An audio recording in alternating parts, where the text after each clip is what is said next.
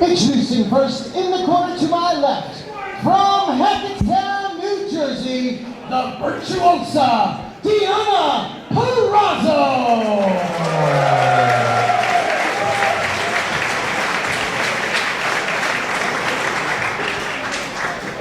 Her opponent to my right, a third-generation athlete wrestling out of Charlotte, North Carolina. She is undeniable, Tessa Blanchard.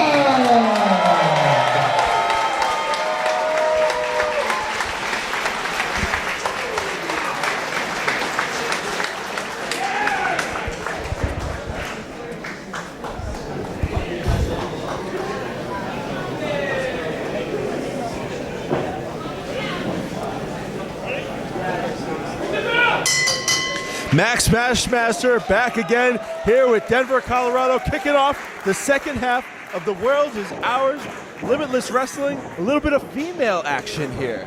A lot of bit of female action. You got two of the very best on the scene right now. Deonna Purrazzo recently just signed with Ring of Honor. You got Tessa Blanchard, who's most recently competed in the Mae Young Classic, making her first appearance since 2017 here in Limitless. And I believe she recently just announced that she was all in. Yeah, working with the Young Bucks, Cody Rhodes, for their 10,000-person independent wrestling show. I'm rooting for them. I'm rooting for them too. That's good for everyone. It's good for them. Interesting first announcement as far as that card goes. So that just goes to show you how much stock that Deonna Purrazzo and Tessa Blanchard have here as they square off. As we said, two of the very best on the scene. Stylistically, I think they're comparable. Absolutely, and wrestling quite the professional match so far. We recently just saw, MJF out here, and it was nothing but dirty tactics. But these two ladies are really showing that they are professionals here. I think if this one stays on the ground, which it didn't, but I think if it were to, I think it would favor Deonna Purrazzo. I think Tessa Blanchard a little bit more explosive in her offense. It favors a standing game. Tessa Blanchard trying to go after that left arm of Deonna Purrazzo. Maybe she's trying to beat Purrazzo at her own game. Absolutely. She's got that arm locked into a beautiful little wrist lock there. Deonna Purrazzo, a lot of grace in that movement, able to swing right into a side headlock easily with a lot of finesse.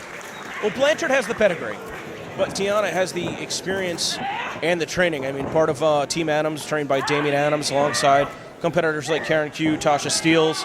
I mean, they've been completely redefining what women's independent wrestling is.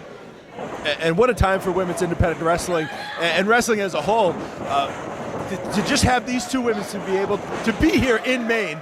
If you said that 10 years ago, people would have looked at you so funny, like you had 10 heads. And Deonna Purrazzo hitting a beautiful Japanese arm drag right there, swinging around, right back to the arm. Well, I think that's what Deonna's going to be looking for to finish off Tessa Blanchard. Wait a minute. She's going to be looking to target that left arm. Tessa Blanchard's smart, though. She's trying to fight Deonna off, changing the tempo of the match. Just laying in a few forearms right on the jaw of Deonna Purrazzo. Now she's got it set up. Talking about that explosive action. Elbow right in the kidneys. You can see Deonna just favoring that. Sometimes when you get driven, an elbow, point of the elbow right into the kidneys right there, it affects you more than you could possibly imagine. But Deonna Purrazzo seems to be just shaking it off as she lifts her into a fireman's carry. Center of the ropes, caught with the elbow to the back of the head. Deonna unable to get herself back up to a vertical base, and once again leaves herself prone for an attack from behind. Drop kick right to the back of the head, driving the throat right into the middle rope. You can see, that pedigree you talked about. Her father, Tully Blanchard, part of the Four Horsemen. A little bit of dirty players, in that family of hers, and she was able to just drive her throat right into that rope. And now you can see she's on top in this contest. Yeah, getting the better of this exchange, still maintaining contact after a series of clotheslines. Looking for a third, no, instead. A little Saito suplex, dropping her high on the shoulders there. All Impact now goes over to the pin. And Tessa Blanchard's going to be looking for that lung blower, but she likes to jump off the top rope. That's a difficult maneuver to set your opponent up for. Very situational. You're going to be in the right place at the right time. Absolutely, but if she hits it, that's it. Oh, that's it, yeah. There's no coming back from that. Having your opponent's knee driven into your temple, it's knockout city. You're lucky you don't have to go to the hospital. Applying all of her weight on top of Deonna Purrazzo with that, it looks like a rear chin lock from here. Good veteran acumen, as you told me earlier. Just applying all that weight up on her toes and just pushing down on her. Deonna Purrazzo's back up, but she's not on the attack. Tessa Blanchard looking to send her for the ride. Hard into the buckle. Following her in right here. Oh, all the way through, all the way out to that post. Did she catch her right on the shoulder? The point of that shoulder probably. Oh, giving her one back. Those are for all the forearms and elbow shots you threw at me earlier. Big knee right to the jaw.